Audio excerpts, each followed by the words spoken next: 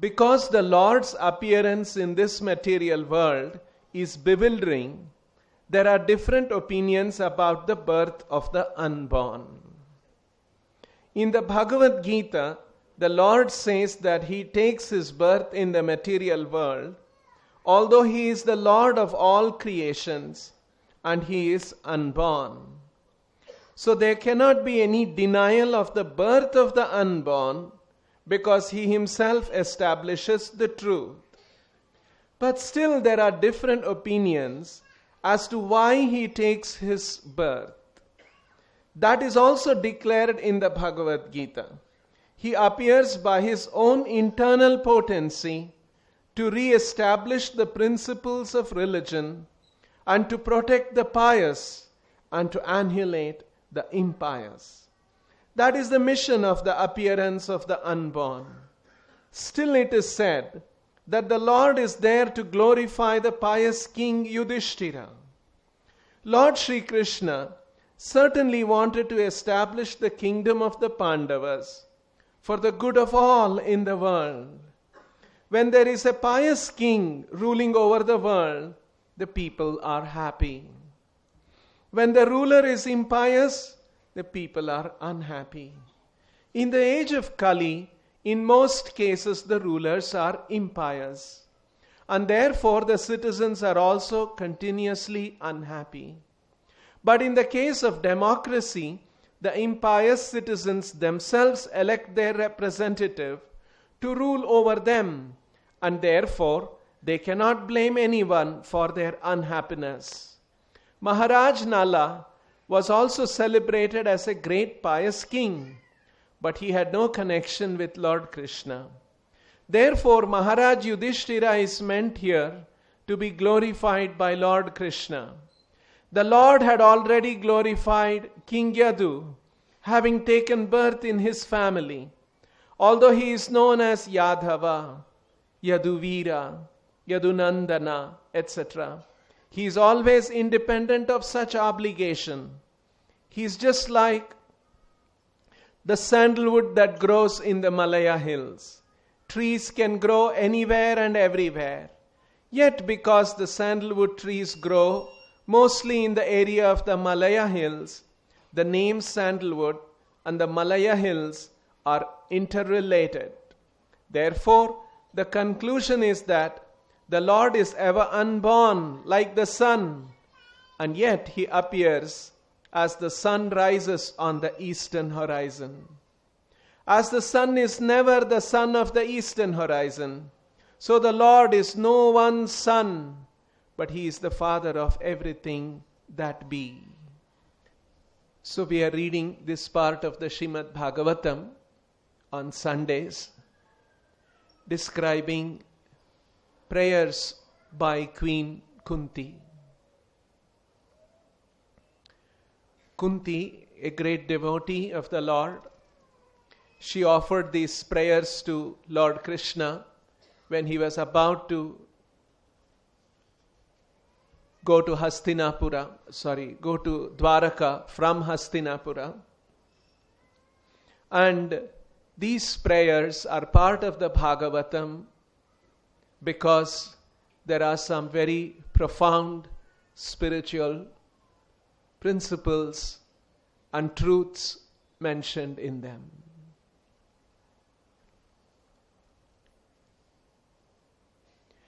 In English, there is a figure of speech called oxymoron. Oxymoron means bringing two opposite words together in a sentence to create some kind of a dramatic effect.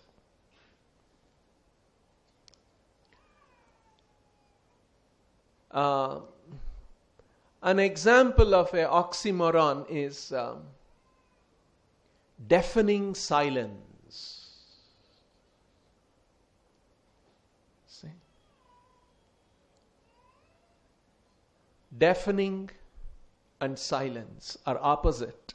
Deafening, oh my ears are deafening, so loud it is. And silence. Another example is, I remember when we were doing the Krishna animation, we were making the design of Putana. And we had one person from the US working with us. And when the designers made that Putana's image, and we were all going there to review and give some comments, at that time, when the Putana's image was shown, he said, "My God, she is pretty ugly." You see, the word pretty ugly. Pretty means very beautiful, and ugly.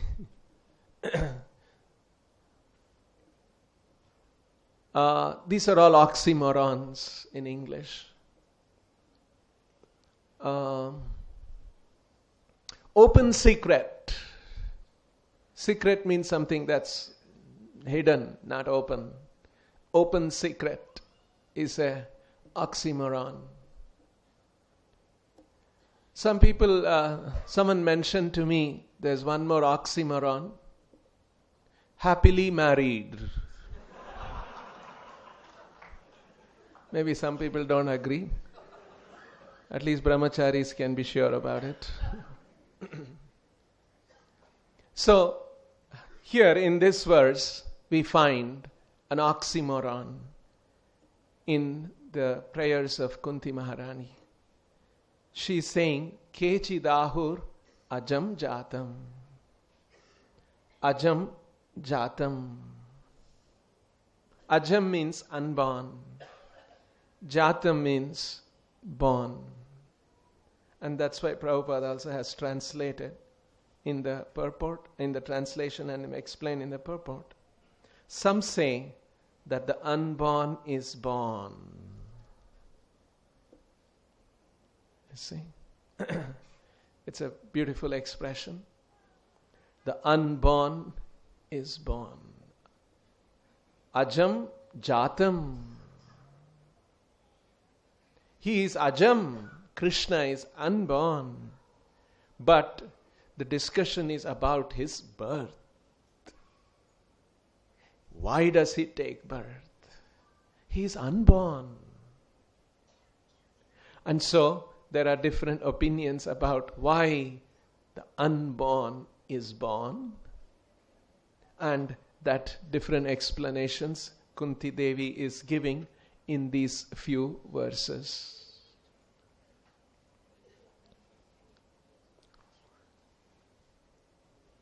The Lord is unborn, ajam.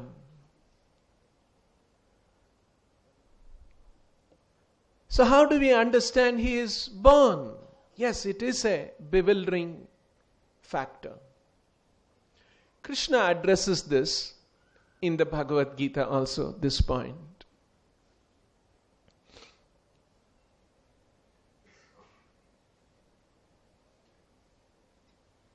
And it's the way Krishna-Arjuna conversation happens in the Bhagavad Gita, and the different questions that come up are so wonderfully made, because it is happening under the Yogamaya, the conversation between Arjuna and Krishna. It's not an ordinary thing. So, Krishna begins to explain in the 4th chapter, Imam vivasvate yogam proktavanaham avyayam. Vivasvan manave praha manurikshvakave bravit. Long ago, I spoke this knowledge, Arjuna, to Vivasvan, sun god. And later, sun god spoke to Manu. And Manu later spoke to Ikshvaku. Imam vivasvate yogam proktavan aham avyayam. Vivasvan manave praha manurikshvakave bravit.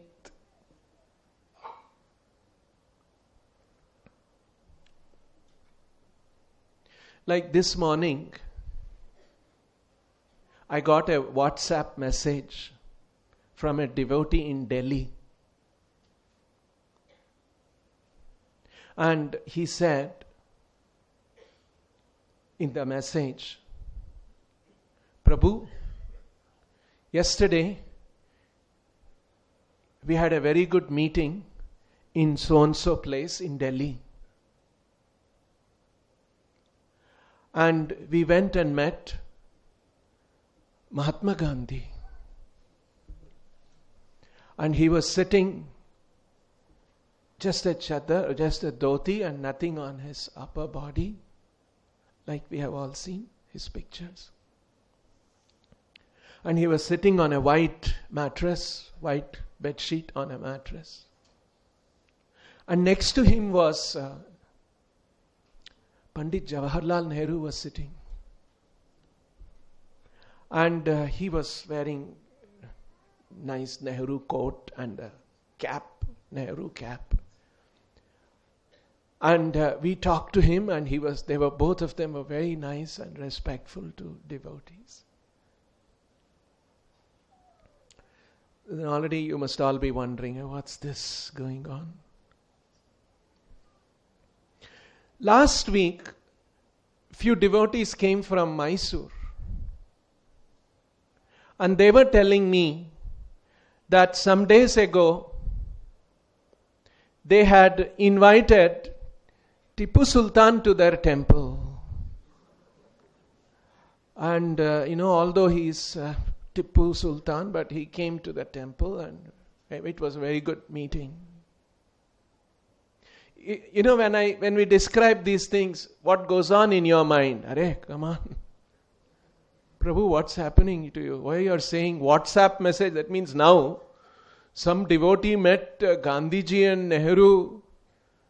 Some devotees met Tipu Sultan. How can we understand this? Right? Gandhiji is 1948, he passed away. You're saying yesterday devotees met Tipu Sultan of another era. This is exactly what happened when Arjuna heard these words of Krishna. Imam vivasvate yogam proktavanaham avyayam vivasvan manave praha manurikshvakave pravit. So Krishna and Arjuna are cousins. They are of the same age, about the same age, and they have known each other all their life. Were born together and they grew up. And so all of a sudden Krishna is saying, long ago I spoke this knowledge to Vivaswan. Vivaswan is so many millions of years senior, older, much earlier. And Krishna, my cousin, he is saying, I spoke this to Vivaswan long ago. It's like a devotee telling, I yesterday had been and I met Mahatma Gandhi and spoke. How can it be possible? And so, when Krishna says all this, Arjuna's response is, Aparam bhavato janma, param janma vivasvataha. Katam etad vijaniyan, tvam adav proktavaniti. Arjuna is asking a very relevant question. Aparam bhavato janma, bhavataha janma, aparam. Krishna, your birth, your life, your junior. Aparam bhavato janma, param janma vivasvataha. Vivasvataha janma param, he is so much senior to you. Katam etad vijaniyan, how can I understand? Tvam adav proktavaniti, you spoke to him in the past. See, very relevant question. And so, Krishna responds, Bahuni me vyatitani janmani tavacha Arjuna tanyaham veda sarvani natvam vetta parantapa. Yes, Arjuna, many births you have taken, many births I have taken. Bahuni me vyatitani janmani tavacha Arjuna. I have taken many, many births. You have also taken. Tanyaham Veda Sarvani. But I know all about my previous births. I remember all of them. Natvam Vetta Parantapa. Tvam na Vetta. You don't remember all of that, Arjuna. Because there is a difference between you and me. We might have born in this life as cousins, but you should know who I am and you should know who you are. There is a difference between the Supreme Lord and the Jiva.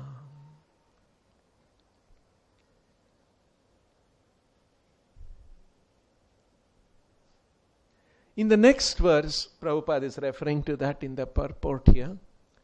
Ajopi san avyayatma bhutanam ishwaropi san prakritim swam adhishtaya sambhavamyatma mayaya.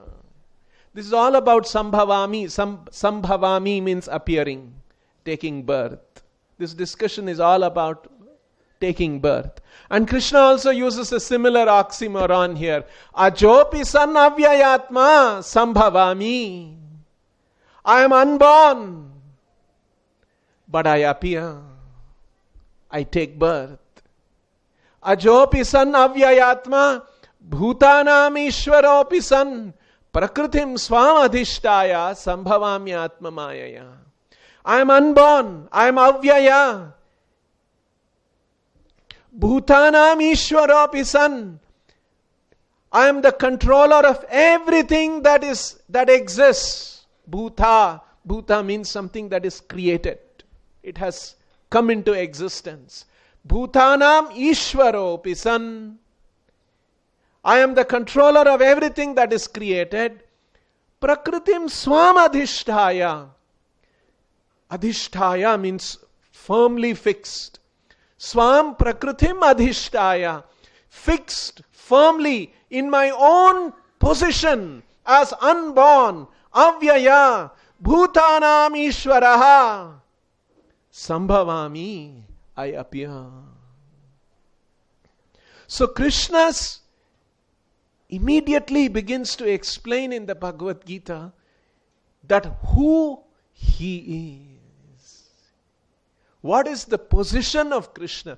Krishna is not an ordinary person like us. We are ordinary persons. We are conditioned souls. We are born under a certain circumstances of the force of karma. And we live in a certain state of life according to the forces of karma. And we die. And then again in our next life, according to the forces and laws of karma, we take another birth. Like this is our birth. We come into this world and we are shackled in this body. And Krishna's birth, appearance, is not under any force of karma. He is the controller of everything, controller of karma, controller of kama. So his appearance, his personality, his existence is not to be mistaken like one of our existence.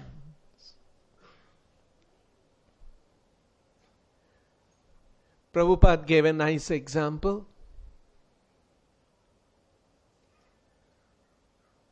Once there was a king and his birthday was coming, and so the big plans were being made. You can imagine king's birthday means so many plans were there. And then king called the ministers and told them, okay, you can make all your plans for my birthday, but I have also one plan. I want to visit the prison. And people in the prison, they are all suffering, neglected. And I want to give some sweets to them and some gifts to them on my birthday. And so the news reached the prison that Maharaja is coming. And then some preparations were made. Maharaja is coming to the prison. And on the birthday of Maharaja, then Maharaja came. The gates were opened. Maharaja and his retinue, all of them, they came. And then Maharaj was interacting with the other prisoners, with some of the prisoners. There were 2 other prisoners from a distance, they were watching. And they said, "Look, Maharaja has come to the prison. And he has also become a prisoner like us." They were talking. No. Maharaja may come to the prison, but he doesn't become a prisoner. The Lord may come to this material world. He is not part of this material world like us. He is in his transcendental position. This is a very important factor that we must understand. The position of Krishna, Prakritim Swam Adhisthaya. Swam Prakriti, in my own, situated in my own nature, in my own Prakriti, Adhisthaya Sambhavami. I appear Atma Mayaya. By my internal potency, I appear. This is the description in the Bhagavad Gita. So, Kechidahu Rajam Jatam, Kunti is saying, Kechidahu, some people say, she is describing how there is Krishna's appearance in this world because he is Ajatam, he is Aja, Jatam, he is born. How to understand this? There are different explanations being given, and Kunti Devi is describing some of these different explanations. Kechid, some people say, Ahuhu, some people describe. Ajam Jatam, Punya Shlokasya Kirtaye. Punya Shloka. There is a word for Krishna, we are all familiar. In the Bhagavatam also there are many occasions. Krishna is described as Uttama Shloka. Shloka means, we all know shlokas are there in the Gita, Bhagavatam. Shloka in Sanskrit also means glorification, exposition, wonderful description. And Krishna's glorification or Krishna's description, because Krishna is not an ordinary person, extraordinary person, and so his glorification is also extraordinary. So Uttama Shloka is one who is glorified with wonderful descriptions. Prabhupada translated in English. Prabhupada was very expert in using English language to describe these wonderful Bhagavatam concepts. The Lord who is described by chosen poetry. How nice words Prabhupada used to describe his dear Lord. Uttama Shloka means Lord who is glorified with chosen poetry. Uttama, chosen. It also means, Prabhupada also explained, transcendental. Uttama. Tama means material world, dark. Uttama, transcendental poetry. So these words of Krishna, these words of the Bhagavatam, they are all transcendental words, not to be taken lightly. Simply chanting them will purify us, even if we don't understand. Like some small children are there, I can hear some noise. They may not be able to understand the philosophy we are discussing, but because when they hear these verses, even they get benefit. Spiritual benefit. That is the nature of Krishna and Krishna's position. Uttama Shloka. So, the Lord is known as Uttama Shloka, and devotees of Krishna, They are in touch with Him. They are in His presence. They are in touch with Him. Not like us. We are in touch with material world, our wealth, our position, our honor, my family members. These are all the things that we are in touch with, right?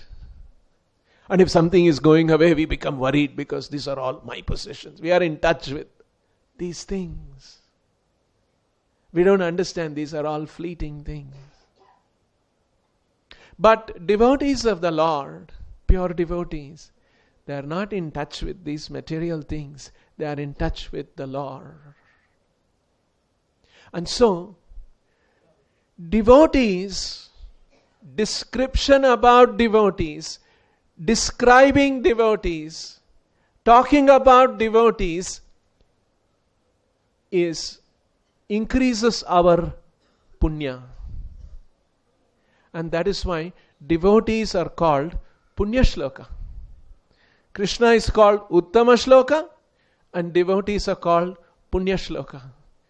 You hear about devotees, your shloka means glorification, description of the devotees.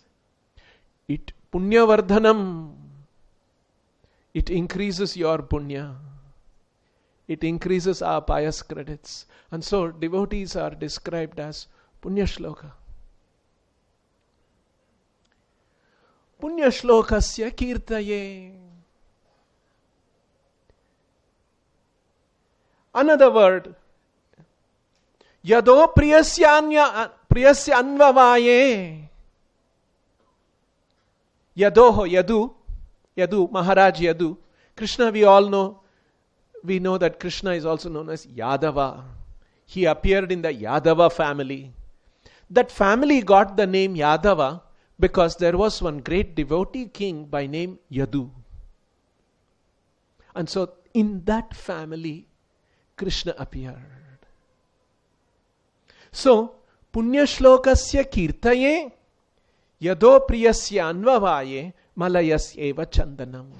So Kunti is saying, Lord appears to glorify the devotees. Punya Shlokasya Kirtaye. We should notice this. Chaitanya Mahaprabhu said, Kirtaniya Sada Harihi. That's the duty for all of us, right? We should always do Krishna Kirtana, Hari Kirtana, Kirtaniya Sada Harihi. We should always be chanting and glorifying Hari. That's our duty. Here Kunti Devi is saying another very significant thing.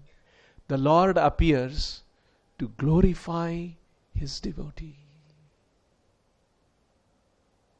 This is an important question. Okay, in the spiritual world, devotees are all glorifying Krishna.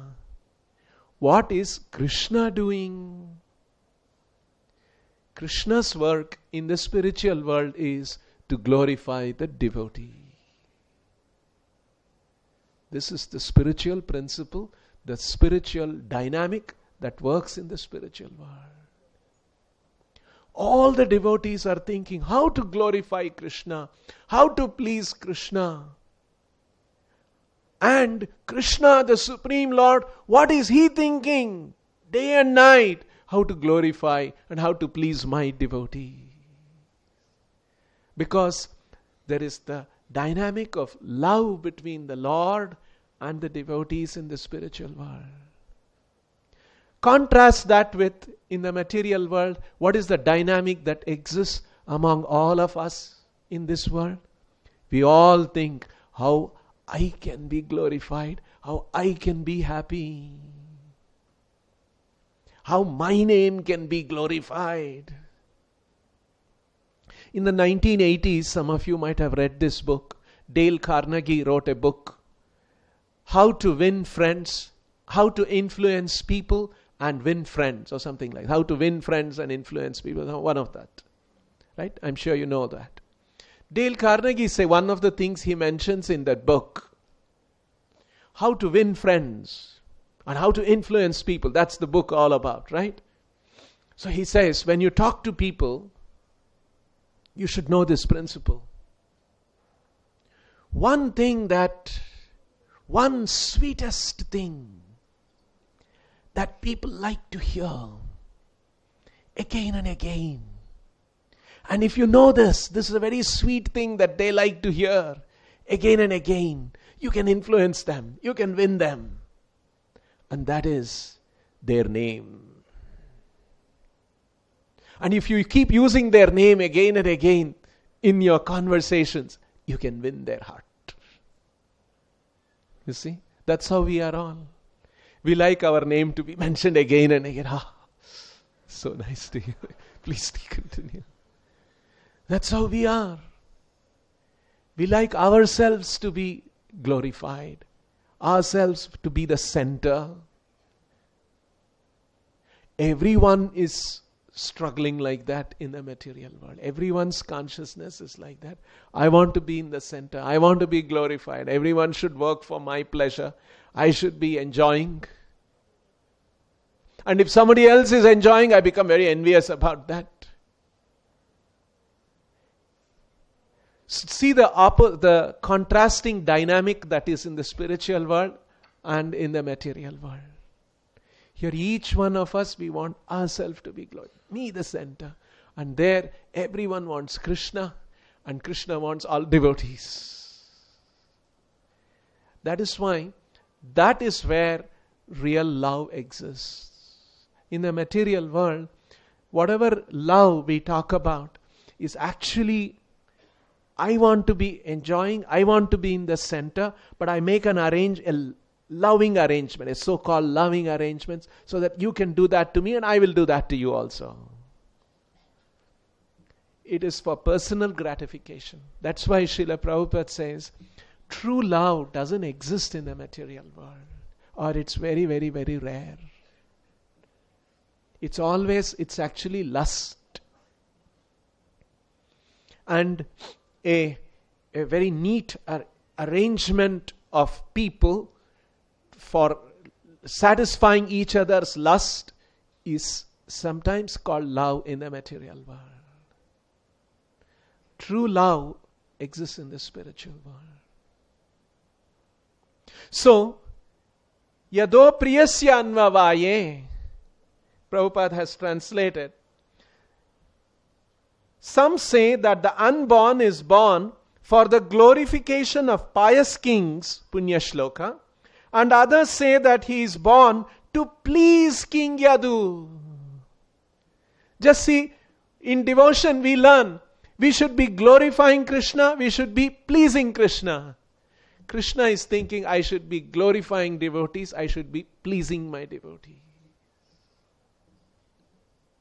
And to glorify his devotees and to please his devotees, he appears. This is the secret. Why the Lord unborn takes birth? Because he wants to glorify his devotees and please his devotees. Paritranaya sadhuna. So that is the main purpose. Vinashaya cha dushkrutam. That's also another purpose the Lord appears. But to destroy the demons, Krishna does not have to personally come. Already Krishna's energy called Kala is working. And Kala will destroy everybody. He does not have to personally come. But he has a special interest in protecting his devotees, pleasing his devotees, glorifying his devotees. That is the reason why the Lord appears. So, in this verse, Kunti is bringing this point out about the position of the Lord and what is the dynamic in the spiritual world, what goes on in the mind of Krishna. Just see, through Bhagavatam, we learn, we get an opportunity to access the heart of Krishna. What is in Krishna's heart? He wants to please his devotees. And that is the situation in the spiritual world. So, Punya Shlokasya here, Prabhupada has referred, pious kings. This is from the commentary by the Acharyas. Acharyas point out that here Punya Shloka refers to Maharaja Yudhisthira. Maharaja Yudhisthira was a great devotee king. And the Lord wanted him to be the ruler. And he wanted him to be the celebrated emperor. And so he appeared. And he engineered all of those different things that happened in the Mahabharata. He wanted to establish Maharaj Yudhisthira as the king. Punya Shlokasya Kirtaye. This Punya Shloka refers to Maharaj Yudhisthira. Yado Priyasya Anvavaye. Anvavaye means the lineage. Yadu Anvavaya Yadava. In that lineage he appeared. To glorify that lineage. And Malayasyeva Chandanam. In the Vedic times, it is recorded in many places. Malaya Chandanam. Malaya refers to Malaysia, Prabhupada says. So, in the past, in Malaysia, they seemed to be growing a lot of sandal. And that was well known all over the world. And that Malaya Chandanam used to come to India also. But of course, in Kali Yuga, things deteriorate. Now, in Malaya, they don't grow sandal. They grow rubber and many other things. So, things change. So, sandal can grow anywhere. Like in our state also, sandal grows. Right? Sandalwood. So, sandalwood can grow anywhere. But the place it grows, that place becomes glorified. Right? Malayasyeva Chandanam, Malaya Chandanam. In the same way in India also, in our state, sandalwood grows. And so, our state is glorified because sandal is very special. So many trees may be there. But sandal tree is very special. In the same ways, so many living entities are born. But Krishna, who is Aja, he is born in a certain family. That family becomes glorified. So to glorify that family, just like sandal appears in Malaya and Malaya becomes glorified, in the same way Krishna appeared in the Yadu's dynasty in order to glorify Yadu because he was a great devotee king. So this is the heart of the Lord. He wants to please and glorify the devotee. There is a very interesting instance in Srila Prabhupada's life. Srila Prabhupada, we are all familiar that how he came in the lineage of parampara of Chaitanya Mahaprabhu, and he took Krishna consciousness all over the world. And it was already predicted during Chaitanya's time, Prithvite achayato nagaradi gram sarvatra prachar hoibe moranam. Chaitanya Mahaprabhu's message and his holy name and the holy name of Krishna, this message will be spread all over the world. But still somehow people were thinking, no, Prithvite means, it only means Bengal, Orissa, and maybe India. And so they were not taking it seriously. But there were great devotees like Bhaktivedanta Thakur. They said, no, this knowledge will go all over the world. That was their conviction. And Bhaktivedanta Thakur even predicted, very soon there will be a devotee who will take this message all over the world. Very soon there will be a time when devotees from Europe, the devotees from America, from Germany, they will come and join the devotees from India and they will together play Mridanga, Kartal and they will say, Jai Sachinandana. Bhaktivedanta Thakur had predicted that. And we know Srila Prabhupada was that great devotee who came to fulfill these prophecies of Chaitanya Mahaprabhu and Bhaktivedanta Thakur. So, when Srila Prabhupada was conducting his missionary activities, very unfortunate, some of his god brothers created a lot of hurdles. Very sad. It happened. So once a devotee wrote to Prabhupada, and that devotee said, Prabhupada, Srila Prabhupada, so many of my god brothers, they are doing this to me and I am very depressed about it. He was a temple president. So the devotee wrote like that to Prabhupada. So Prabhupada replied, you should not be discouraged. My god brothers gave me only depression, repression, compression. But I was never discouraged. I was always steadfast, continued my duty in Krishna consciousness. So there were many instances, and some of the god brothers would speak very lightly of Srila Prabhupada to some of Prabhupada's disciples. It was very inappropriate of them to do that. But it was a fact, and Prabhupada had to handle such things. Because they were all Westerners. And they were all, we are talking about during Prabhupada's lifetime, before 1970s, they were all young devotees. 5 years, 6 years, oldest would have been 10 years, because Prabhupada initiated from 66 to 77, 11 years. They were all young devotees, disciples. And to them to speak like that and relativize and minimize the spiritual master is a great offense.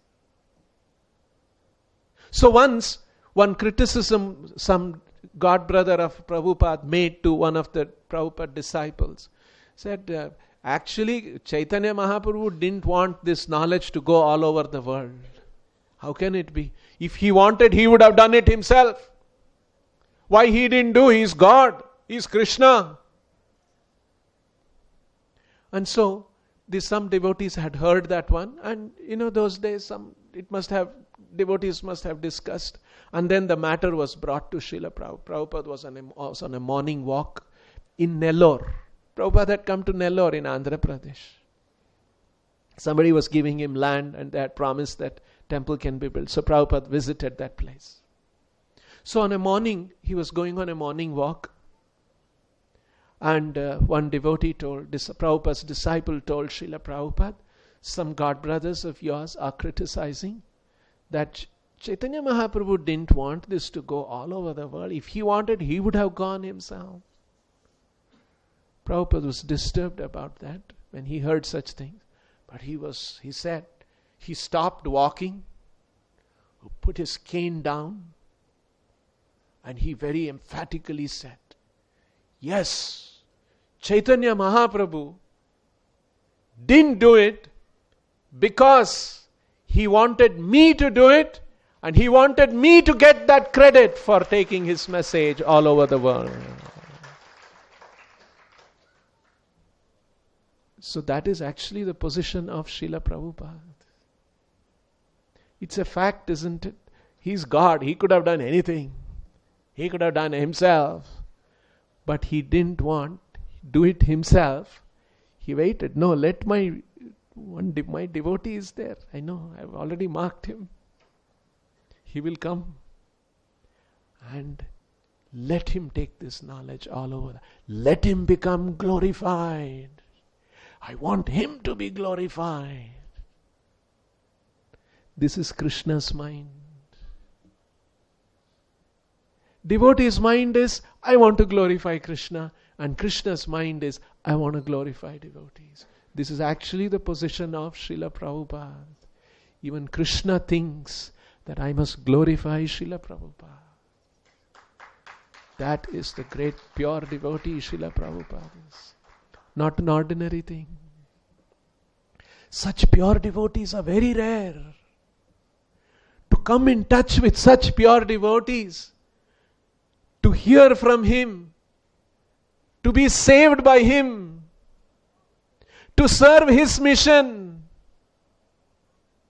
It's not a small opportunity that we have all been blessed. Especially all of us who are connected to ISKCON Bangalore temple. We are especially blessed. to have understood that we have a direct connection with Srila Prabhupada and we can serve his mission.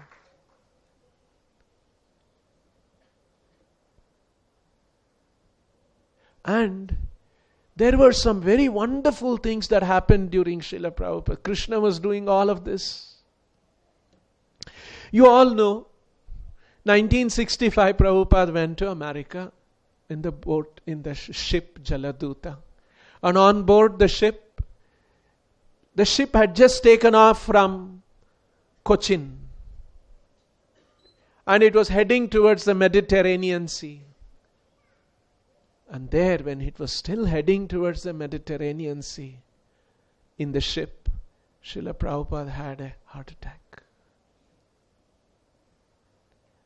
And 2 nights later, he had a second heart attack. And there was no doctor, there was no medicine, no medical support. He just endured intense pain. All of that he was going through. And later in 65 he went to America. 66, 1 year, there was a lot of difficulty. And in 66 of July, he established ISKCON Society. In 67 of May, once again he had a heart attack. And also had a stroke. Hand was not working for some time. And then by a lot of massage and some treatment, became all right. So in 67, he returned to India. And 67 end, again he went back. By then he had recuperated. He went back to America. And always this was in his Srila Prabhupada's mind, that he was already 72, 71, 72. So he was always thinking that any moment again another heart attack may come and I may die. And one of the instructions that Srila Prabhupada had received from his spiritual master, Bhaktisiddhanta Saraswati Thakur, this happened in 1936, the year Bhaktisiddhanta Saraswati Thakur left the world, the final year, on the banks of Radhakund. Bhaktisiddhanta Saraswati Thakur said, you must print books. You must write, you must express our thoughts, our philosophy in English language. Bhaktisiddhanta Saraswati Thakur had noticed that Prabhupada had a good skill, good talent in expressing in English language. He was English educated. There were several more disciples of Bhaktisiddhanta Saraswati Thakur who were also English educated. But Srila Prabhupada particularly he had noticed, and he had always encouraged him to write in English. And so he told him, whenever you get book money, you print books and distribute. Then the Krishna consciousness movement will spread automatically. So Srila Prabhupada had received that instruction and he had taken it very seriously to write books. And he was writing in English. It was very important. It's a very important contribution of Srila Prabhupada. So in the background of all this, Prabhupada was right. He had prepared the first canto, and then second canto also he had prepared when he went to America. Already the manuscripts were ready. But he didn't have money to print. Only first canto he had printed. And later on, second canto also got printed. So in the year 1969, Prabhupada was always thinking that I'm doing this Bhagavatam. He was still in second canto. Maybe he was doing third canto at that time. Krishna's pastimes are in the 10th canto. So Prabhupada was always having this worry and concern. Will I live on till I come to the 10th canto and complete the 10th canto? So, being concerned about this, Srila Prabhupada, while he was doing this third canto, fourth canto, the translation at that time, he decided that he will also start the 10th canto simultaneously. But instead of giving word to word meaning translation, he decided that I will do a summary translation, and whenever an explanation is required, I'll give the explanation also. And that is how he prepared the manuscripts for the book, which is now known as the Krishna book. Entire 10th canto, which is the biggest, has 90 chapters, and Prabhupada prepared, and it was about 69 end, early 70 maybe. The entire manuscript was ready. But at that time, ISKCON didn't have much money. The manuscript was ready, and the devotees had done the typesetting and all the spelling corrections and proofreading, all of that, everything was ready. But they didn't have money. So, at that time, there was one devotee by name Shamsundar Das, Prabhupada's disciple. He told him, Shamsundar Das was in London, and he was cultivating George Harrison. George Harrison was a very celebrated, big celebrity in the Western world because of his singing and his music. Beatles. Very, very rich man. And very early, these devotees who went to London, they were cultivating the Beatles, the group. And among them, George Harrison was very spiritually minded. At that time, Srila Prabhupada told the devotees how to cultivate these big celebrities. He gave them an instruction. Don't ask anything from them. Only keep giving them Krishna consciousness. So this was the strategy. See, Srila Prabhupada was a brilliant strategist. He knew everything, how to do everything in this material world for spreading Krishna consciousness. So how to deal with a celebrity? He had given this instruction. Don't ask anything. Because celebrities, big people, rich people, lot of people approach them and ask them, give us this, give me this, give me this, give me this. So don't ask anything and give him only Krishna consciousness. This was the strategy, this was the instruction that Srila Prabhupada had given to the devotees. Actually, this is the principle for, this is a PR principle for celebrities. This works even today. It's the most important principle. Don't ask anything from them. Just give them Krishna consciousness. So, and devotees had cultivated George Harrison very nicely, giving him prasadam, giving him this, that, all kinds of speaking to him about Krishna conscious philosophy. And he had also started chanting, and he had offered to do many things on his own. And that's how the Hare Krishna album came, Govindam Adi Purusham, that song which is played during Darshanarati, that was composed by George Harrison. So all those kind of services he was doing. Already he was becoming very, very devoted, and he met Srila Prabhupada also. And in 1969, late 69, Prabhupada was in London, and he told Shamsundar, I have now received this information that Krishna book manuscript is completely ready. I want you to go and ask George Harrison for the money. So then Shamsundar Das said, Srila Prabhupada, you only had told us don't ask, and we have been cultivating him so nicely. Because we have not asked anything from him, on his own he has been giving.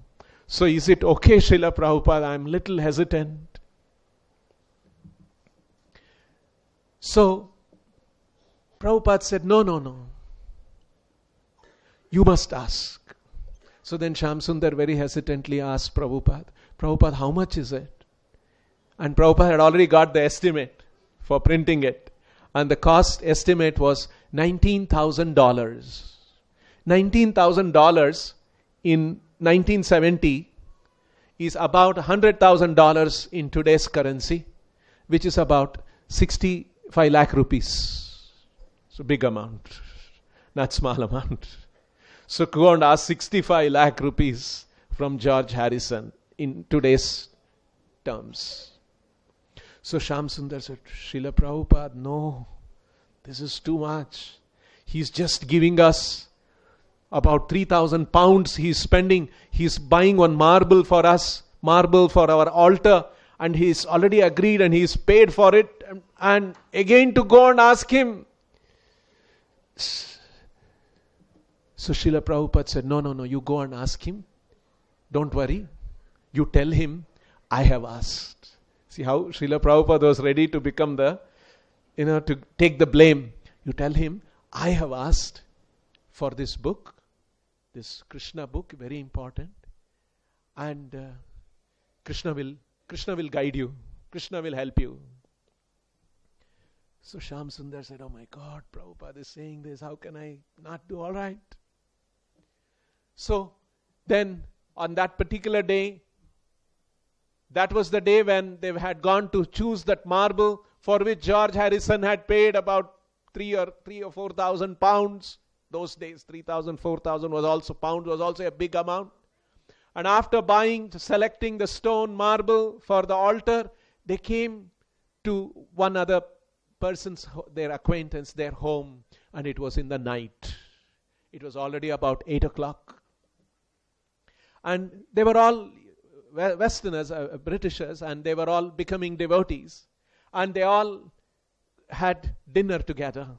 They had some prasadam together. Devotees. Shyam Sundar was also there. And George Harrison was there, and many other big people. George Harrison's friends meet, they're all big people, you can imagine. And they were all there, and Shyam Sundar was thinking, oh my God, dinner is over. I have to get back. Prabhupada has told me to ask. And he was just gathering courage to ask him. And then it was raining outside. It was drizzling, and then it was raining. And Shyam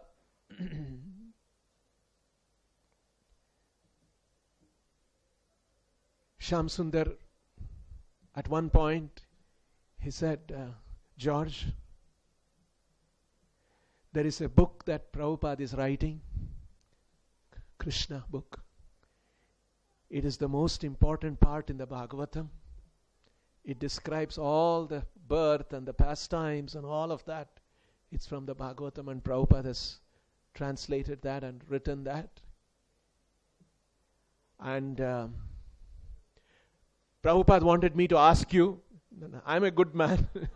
Don't worry, but it was Prabhupada wanted me to ask you.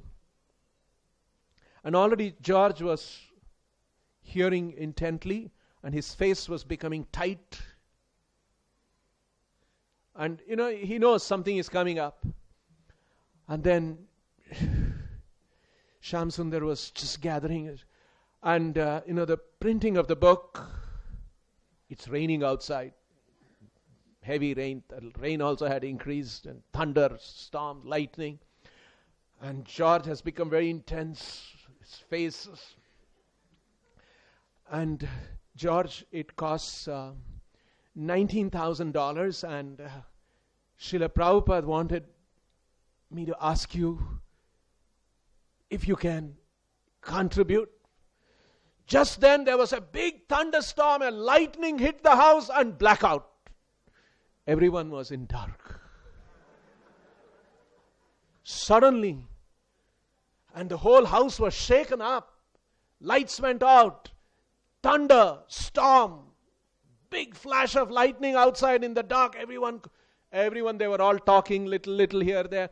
Everyone became silent. Few minutes, 1 or 2 minutes passed. And then the lights came on. By then, George was smiling. Shyam Sundar, you can have the money from me. It was as if like something like a miracle. And Shyam Sundar said, thank you, George. I'll convey this to Srila Prabhupada. And the next day, George came to Prabhupada and met him and said, Srila Prabhupada, I'll make this money. I heard about this, and I'll make this money available. Please go ahead and plan the printing. So Prabhupada was happy about it. And then Prabhupada wrote a letter to at that time there was a ISKCON press in New York. And so Prabhupada wrote to the temple president. Brahmananda was the temple president in New York. Wrote to him that make arrangements Go ahead with the printing. Money will be arranged. I'll be sending you the money. George is sending the money. $19,000. And they had actually got a quote from a Japanese company. They were printing books in ISKCON, but they were small books. This was going to be 2 volumes, hardbound, and big size. So they had no ability, and so they had actually contacted a company in Tokyo, Dai Nippon, who had already also published Prabhupada's first Bhagavad Gita in an abridged form, not the Bhagavad Gita that we know. It was a smaller version. Dai Nippon company in Tokyo had published that one. Prabhupada had given away the publishing rights to them because he didn't have money. ISKCON didn't have money to publish his book. So Macmillan had published it, and Dai Nippon had printed the book. Macmillan had engaged Dai Nippon to print the book. So this Dai Nippon connection was already there. And so devotees had approached this Krishna book, can you print? And they had given the quote $19,000. And Prabhupada said, now make arrangements. And so Brahmananda Das, temple president of New York, he got all the devotees. They did the typesetting and the pictures and the painting, all of them, whatever it was. And he took all those things before that. And then the money was supposed to be collected from George Harrison's manager, a lawyer in New York. So they went there. Brahmananda and his another devotee, Rishi Kumar, who was the treasurer of the temple, both of them went to the lawyer of George Harrison, and asked them that we have come to collect the check. Oh, he said, yes, here is your check. And he gave them the check, and the check was $1,900, not $19,000. So he said, no, George had agreed to give $19,000, not $1,900. But the lawyer, the manager, he said, no, this is the instruction I have received. Please take the check.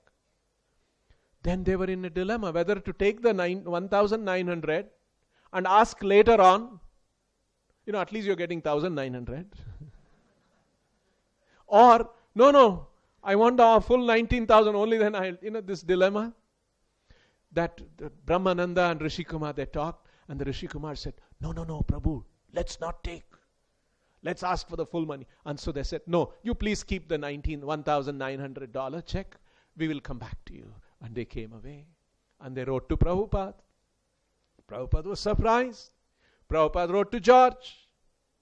George heard about it and he was surprised. And then he said, no, I'm sorry about it. And then he gave further direction. And then again, actually later on, Prabhupada said that lawyer manager of George Harrison was trying to trick George. He was trying to take away some money. He thought that they won't be able to reach, because it's not easy to access George Harrison. Too big man. They won't be able to again get him. So it's okay, he had his own plan. So again they went and collected the $19,000. Now with all the money in place, all the manuscript, everything, typesetting, everything is ready, artwork, everything ready, Brahmananda went to Tokyo. And then the final negotiation happened. It was May 25th, 1970. So Brahmananda spoke to them, Dai Nippon, and said, this is a very important book of our spiritual master. Our spiritual master stayed up day and night. All night he has spent this book, and this book is so important. And my spiritual master is coming to San Francisco for Ratha Yatra in July. We want to present, all the devotees, we want to present this book to him in July. Dai Nippon people who were hearing this, their jaws dropped.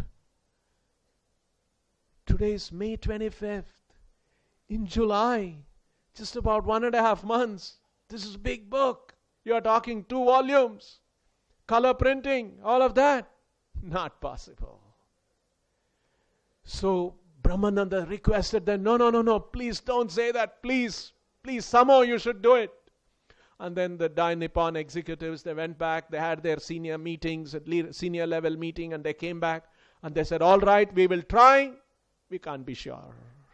And Brahmananda stayed there and he would write the caption, correct something, and back and forth, and all sending things to Prabhupada for his approval of certain things. Like this, it went on 1.5 months. Prabhupada was coming to San Francisco. Rath Yatra was going to be there. Important occasion. And devotees had told Prabhupada that this book will be ready. Brahmananda had assured. And Brahmananda booked his ticket so that he will be there just one day before to present. And the book printing, they are working hard. Late in the night also, Dai Nippon Company, printing press, all the workers are working. And the last day, Brahmananda goes and they say, we are sorry, we are not able to give the books.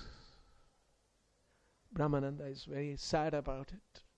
He says, all right, what can be done? And next day, he leaves Tokyo, comes to the airport. He already has his ticket to go to San Francisco. In a day, he is going to meet Srila Prabhupada.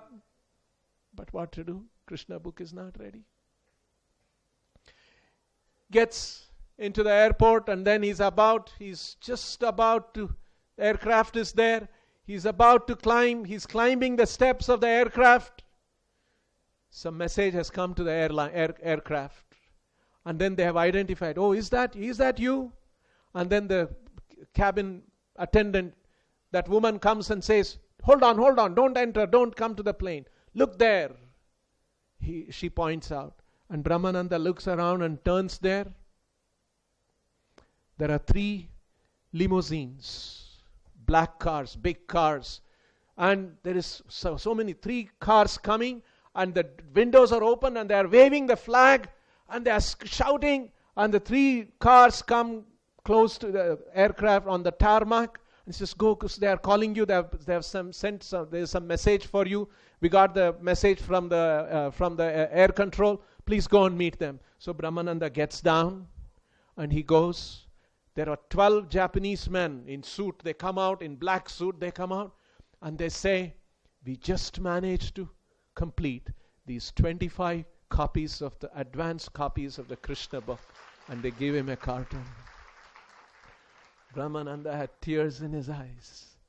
Oh.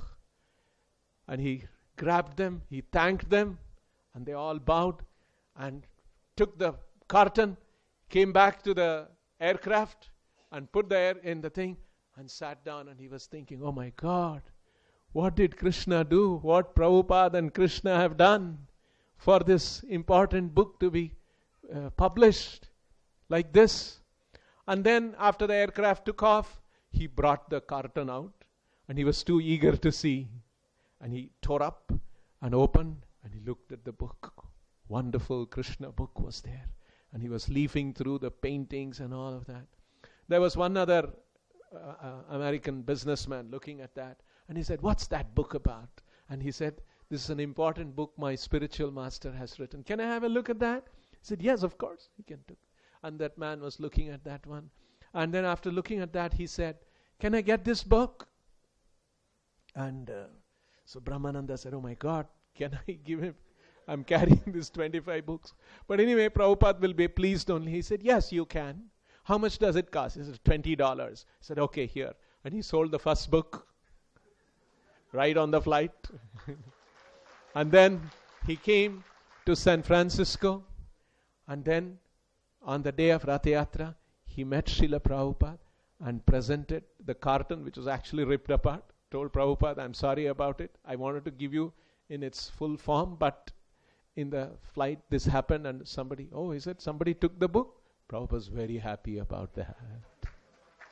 And then he took and opened the book and saw, and Prabhupada was very pleased to see the Krishna book.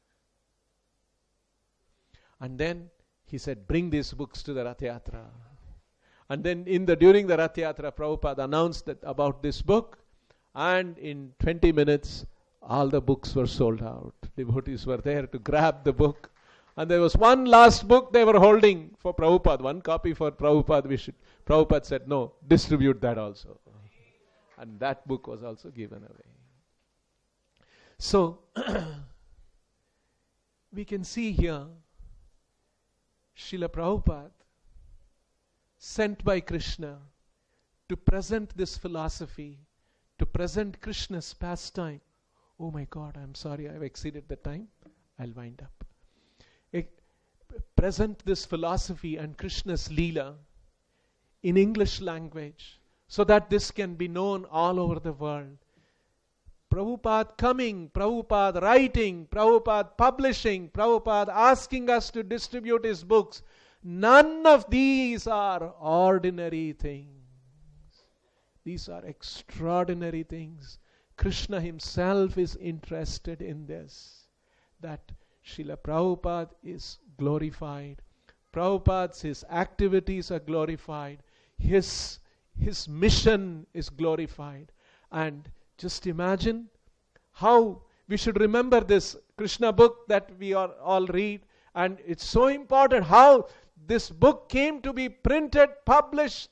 It is important for us to know what Leela Krishna was doing, what extraordinary things, miraculous things Krishna did for this book to come out. And it's very important these books are also distributed more and more, because that will please Srila Prabhupada. Thank you very much. Srila Prabhupada ki, Grantaraj Srimad Bhagavatam ki, Srila Prabhupada book distribution marathon ki, Nitai Go Premanande, Hari Hari Bo, Hare Krishna.